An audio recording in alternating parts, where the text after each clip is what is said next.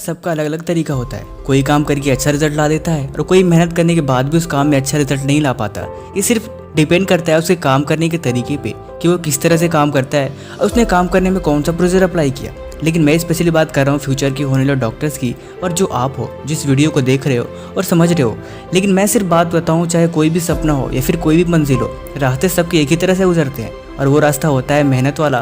और मेहनत करने के साथ साथ उस पर आप किस तरह से काम कर रहे हैं, बस यही रास्ता डिसाइड करता है कि आपने जो फ्यूचर चुना है, चाहे वो डॉक्टर बनने का हो या फिर इंजीनियर बनने का हो या फिर दुनिया में कोई भी सक्सेस हासिल करने का हो, सबका तरीका एक ही होता है, मेहनत और लगन, और साथ ही साथ नॉलेज और इन्फॉर्मेशन। आप इन सारी चीज़ों को जितना ज़्यादा उस चीज़ में रास्ते में अप्लाई करोगे या फिर जितना ज़्यादा इन सारे समयों पे अपने समय को बर्बाद करोगे, उतना ही ज़्यादा और आपको चांसेस बढ़ जाते हैं कि आपके उन बर्बाद किए हुए समय को आप अच्छे तरह से रिजल्ट में निकल के आएगा। क्योंकि बर्बाद तो आप गलत तरीके से भी कर सकते हो, लेकिन अच्छे काम में समय को बर्बाद करना उसे बर्बादी नहीं कहते।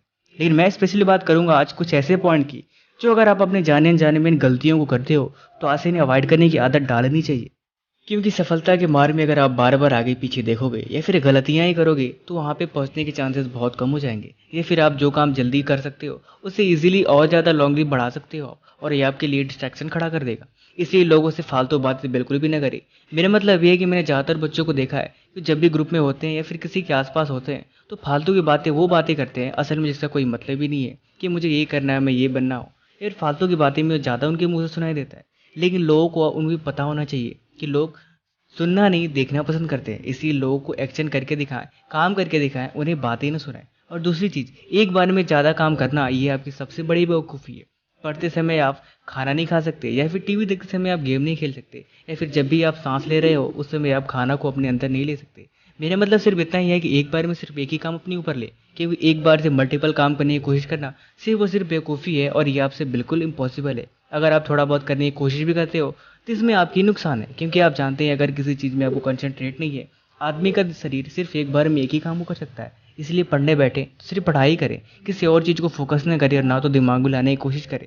क्योंकि मैं जानता हूँ पढ़ते समय, याद करते समय किसी और चीज़ की आना ये स्वाभाविक है, लेकिन इनसे डिस्ट्रैक्शन से दूर होने के ऑलरेडी हमारे चैनल पे वीडियो है, आपको डिस्क्रिप्शन में लिंक है, वहाँ पे जाकर देख सकते हैं। उससे ज़्यादा ये है कि आप ज़्यादा ना सोचें, क्योंकि कोई भी काम अगर करने की सोचे हैं तो उसे करके ही रहें। क्योंकि अगर आप सिर्फ बातों को सोचते हो, कोई एक्शन नहीं लेते, तो उन सारी बातों को करने का कोई मतलब ही नहीं होता।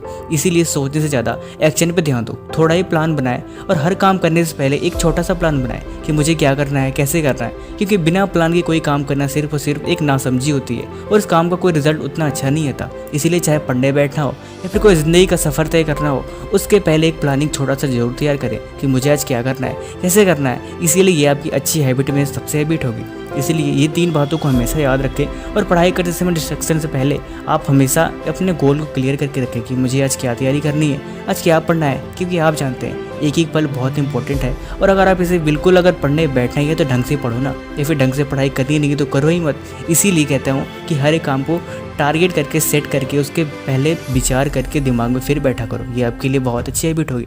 आगे वीडियो को कैसे लिए कमेंट जरूर बताना। Thank you.